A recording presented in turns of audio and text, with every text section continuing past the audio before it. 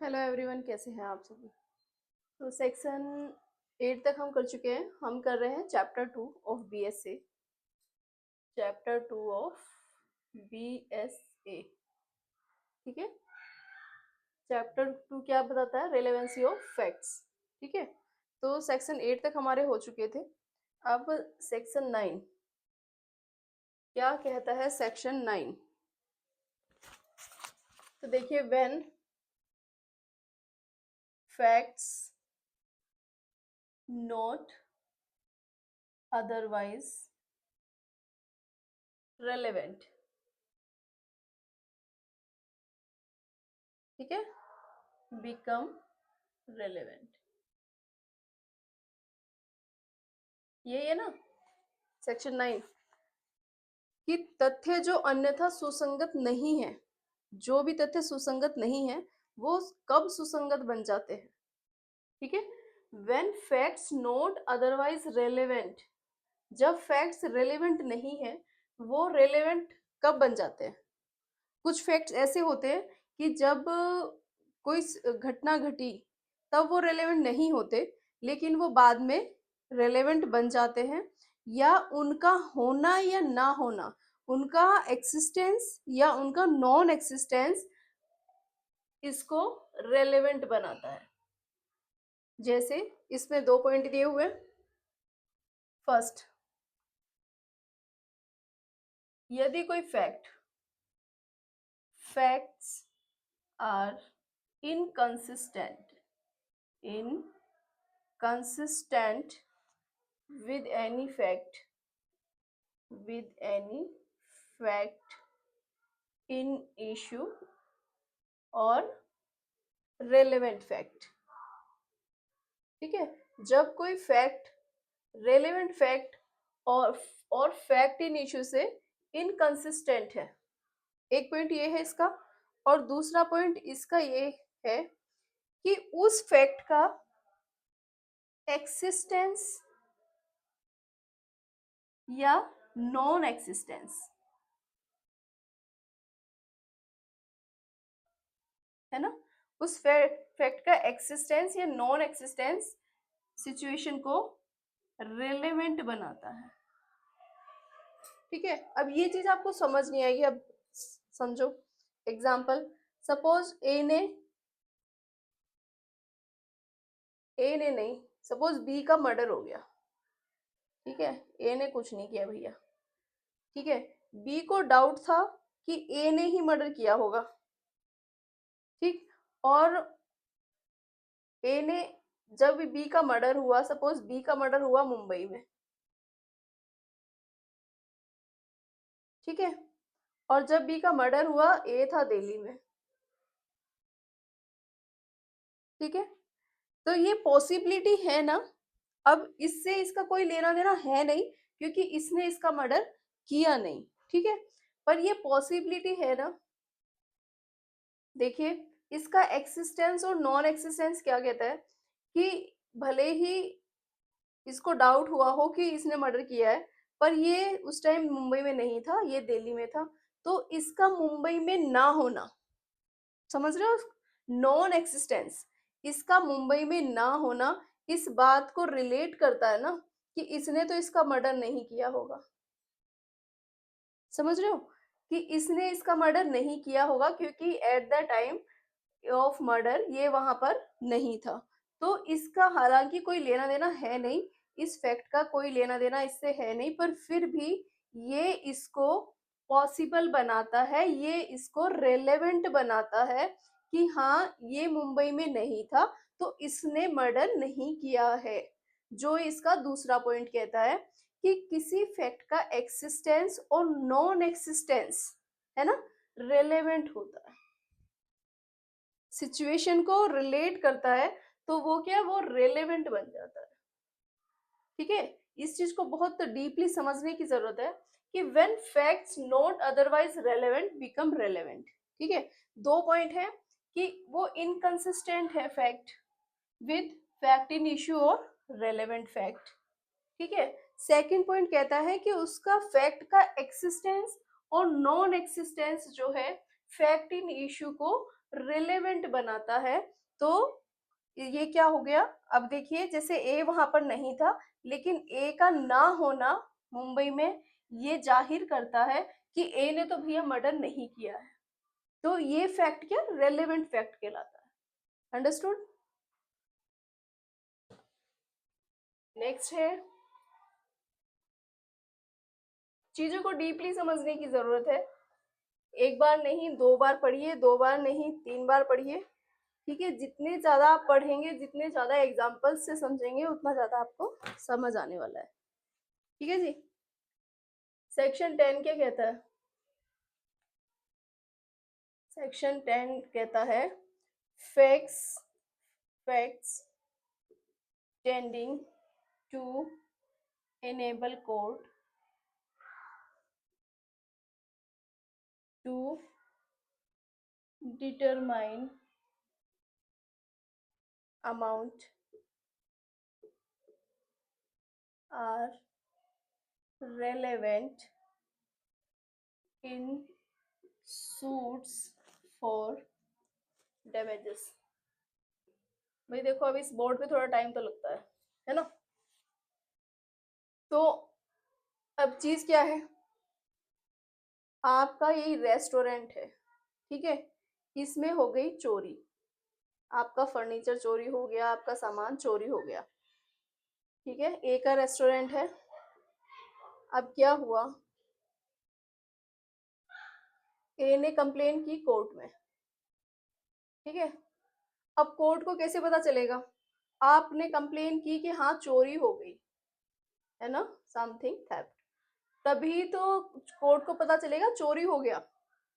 अब कोर्ट ये बोलेगा कि कुछ फैक्ट्स आपने ये तो बता दिया कि चोरी हो गई, लेकिन हम कैसे आपका डैमेज जो हुआ है, जो भी आपका लॉस हुआ है, उसको हम कैसे डिटरमाइन करें, लॉस को कैसे डिटरमाइन करें, उसके लिए हमें कुछ फैक्ट्स की जरूरत है ना।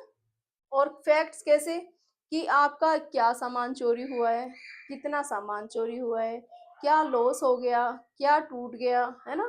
तो वो सब चीजें जब एक कोर्ट को बताएगा कि मेरा ये सामान चोरी हो गया है, तभी तो कोर्ट उसके जो डैमेज है उसको डिटरमाइन कर सकेगा। अंडरस्टूड। तो कोर्ट को कुछ फैक्ट्स की जरूरत होती है अपने डैमेजेस को डिटरमाइन करने के लिए कि हाँ आपका इतना लॉस हुआ है, हम आपको इतना कवर करवा देंगे, लेकिन उसके लिए हमें पता होना चाहिए ना कि आपका क्या लॉस हुआ है। अगर आप हमें बताओगे नहीं कि आपका क्या लॉस हुआ है, तो हमें क्या पता चलेगा। ठीक है, तो fact standing to enable court, court को इनेबल बनाता है to determine amount are relevant. वो जो फैक्ट्स होते हैं वो फिर रेलेवेंट फैक्ट्स कहाए जाते हैं in suit for damages. Understood.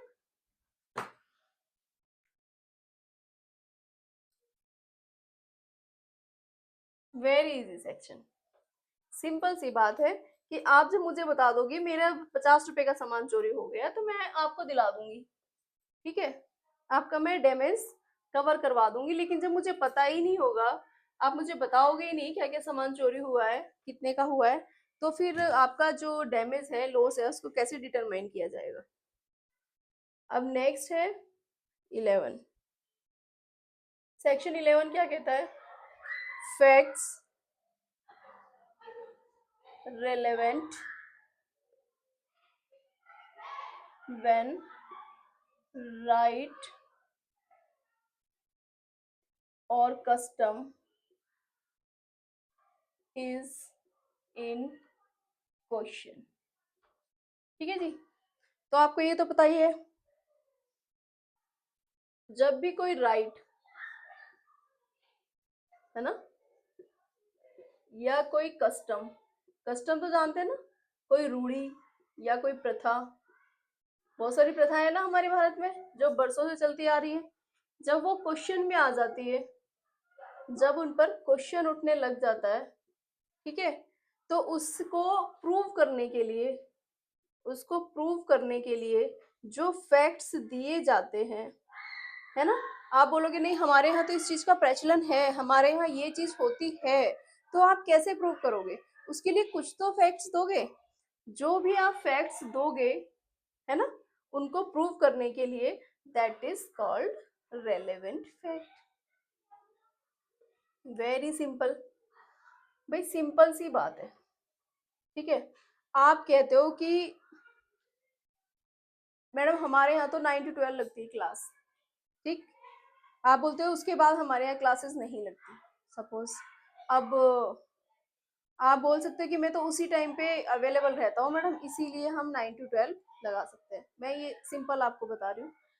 अब क्योंकि आप उस टाइम पे अवेलेबल हो, आपके पास उसके बाद टाइम नहीं है, तो आपने मुझे रीज़न दे दिया मैम उसके बाद तो हमें ये काम होता है, तो हम अवेलेबल नहीं हो सकते, और हमारे यहाँ कुछ ऐसा नियम है कि हमारे यहाँ लेट नाइट नहीं सोते हैं, हमारे यहाँ 12 से पहले सो जाते हैं, तो हम 9 to 12 ही क्लास अटेंड कर सकते हैं।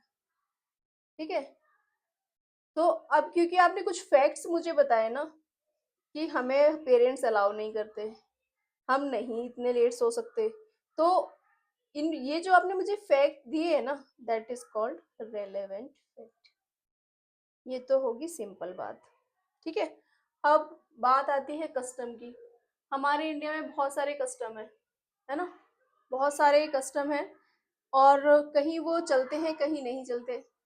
सपोज सिंपल सी बात लगा लो, शादी हुई है आपकी, आप बोल दो कि हमारे यहाँ तो रिवाज है हमारी बहू नहीं जाती है 10 दिन के अंदर अपने पीहर।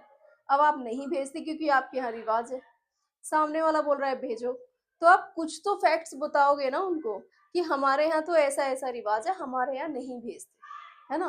तो जो आप वो फैक्ट्स बताते हो सामने वाले को, सामने वाला उसको कंसिडर करता है, उनको रेलेवेंट फैक्ट कहा जाता है। Very simple. ठीक है, ठीक है जी।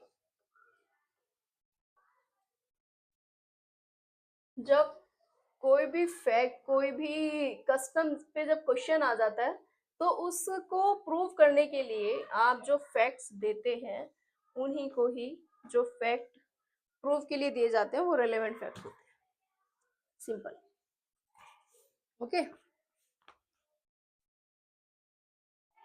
सेक्शन 12। अब सेक्शन 12 क्या कहता है? Facts showing existence of state of mind, है ना, और बॉडी, और of bodily feeling, bodily feeling, है ना। कुछ फैक्ट ऐसे होते हैं जो आपके स्टेट ऑफ माइंड को शो करते हैं। ठीक है, कि वो बताते हैं कि आपका स्टेट ऑफ माइंड कैसा है। ठीक, इसके अलावा आपकी बॉडी, आपकी बॉडी क्या गेस्चर दे रही है, ठीक है, कैसी वो फीलिंग दे रही है।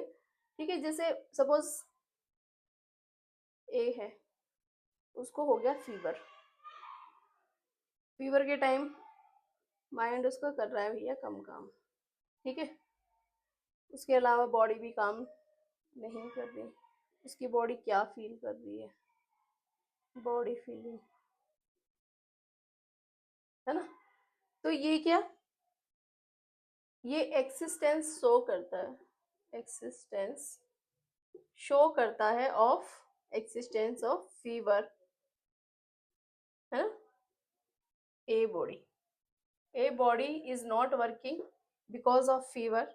ओके, तो ये क्या, ये कुछ फैक्ट्स होते हैं। मैं आपको बोलूं कि आप चलो पढ़ाई करो, अभी अभी आपको 2 घंटे पढ़ाई करनी है, और आप बोलते मैडम मुझे बुखार आ रहा है, मैं बोलूँ नहीं आपको पढ़ाई करनी है अभी, तो उस जब आपको बुखार आता है आपका माइंड इतना काम नहीं करता, आपकी बॉडी इतना काम नहीं करती है, लेकिन मैं फिर भी आपको फोर्स करूँ करने के लिए, तो वो जो आपका स्टेट ऑफ माइंड है दैट टाइम, है ना, आपकी बॉडी की जो एक्सिस्ट, वो फीवर का एक्सिस्टेंस, आपकी जो बॉडी का बॉडी है, माइंड है, उससे रिलेटेड जो आप मुझे बोलते हैं मैडम मुझे तो बुखार आ रहा है, मैं तो अभी पढ़ाई नहीं कर सकता क्योंकि मेरी बॉडी काम नहीं कर रही, मेरा माइंड काम नहीं कर रहा, है ना। तो ये फैक्ट क्या होते हैं, ये फैक्ट रिलेवेंट फैक्ट होते हैं। अब मैं मान लूंगी ना कि हाँ आपको बुखार है, आपका स्टेट ऑफ माइंड कैसा होगा, आपकी बॉडी बॉडी गेस्चर कैसा होगा, तो ये क्या, ये होते हैं रिलेवेंट फैक्ट।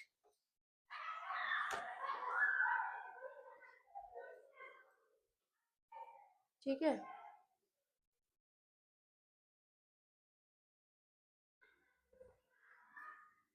अब इसमें आपके जो क्या बोलते हैं ना, मन की दशा, उसको भी काउंट किया जा सकता है। अब देखो इसकी लैंग्वेज हम देख लेते हैं।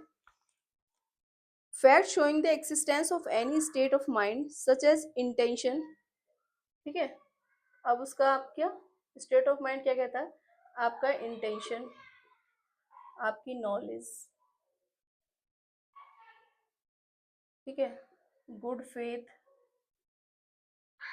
ये सब चीजें आपके स्टेट ऑफ माइंड में होती है। Negligence, negligence, rashness,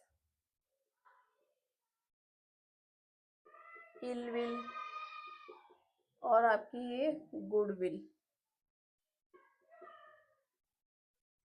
good will towards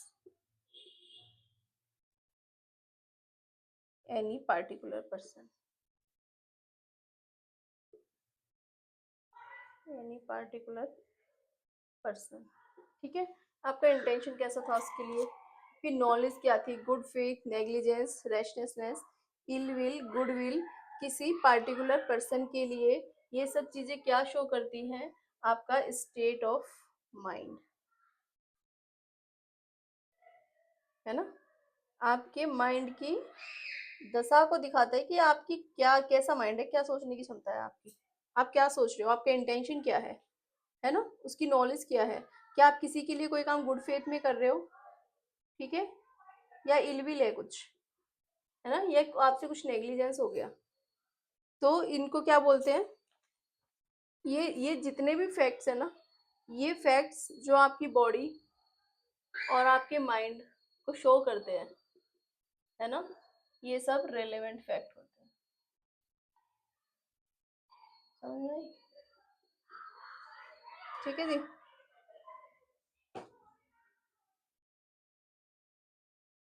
आपके जो माइंड और आपकी बॉडी की जो दशा को दिखाते हैं ना, वो रेलेवेंट फैक्ट होते हैं।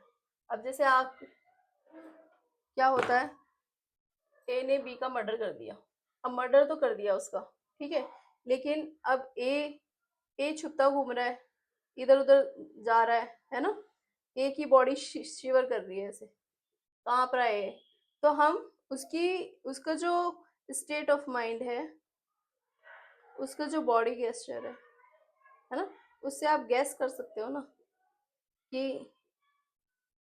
ए ने इसका मर्डर किया होगा, ए कल्प्रिट हो सकता है ना। तो ये जो चीजें होती है ना, ये चीजें क्या होती है, ये रेलेवेंट फैक्ट्स होते हैं। कि हाँ हमने देखा था कि हो सकता है ए ने मारा हो, ए मारने के बाद कांप रहा था, ए डर रहा था, ए इधर उधर छुपता घूम रहा था, तो ये सब चीजें क्या रेलेवेंट फैक्ट्स में आती है। ठीक है। सेक्शन 13 क्या कहता है, section 13, facts bearing on question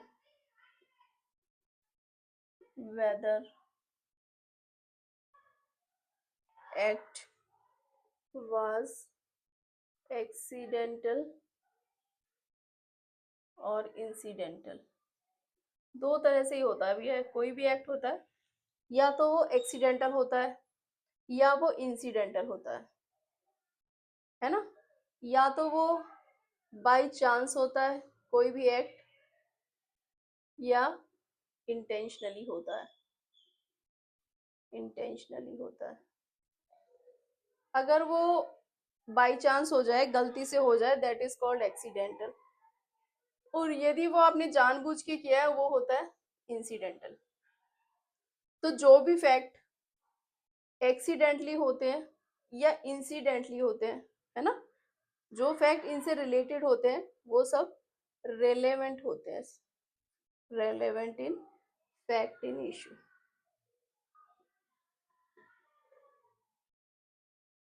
ठीक है भाई, दो ही तरह से घटनाएं घटती हैं, या तो एक्सीडेंटली हो जाए या फिर इंसिडेंटली हो जाए, है ना।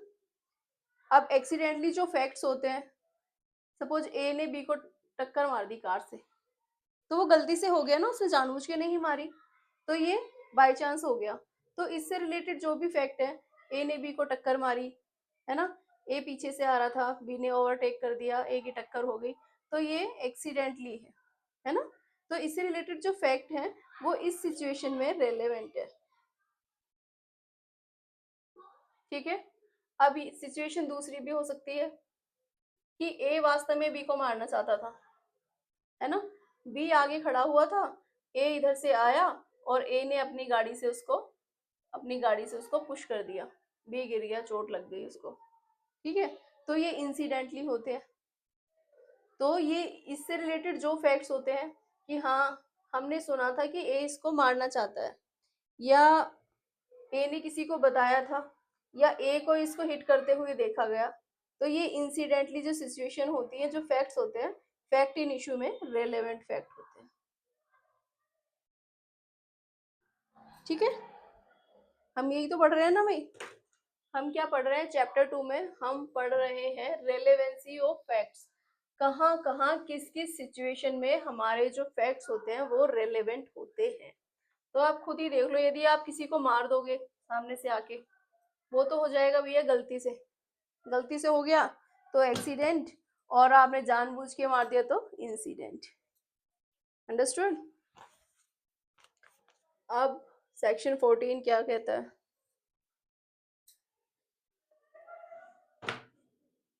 सेक्शन 14, ठीक है, सेक्शन 14 कहता है existence of course of business. तो आप सब जानते हैं ना क्या होता है बिजनेस व्हेन रेलेवेंट।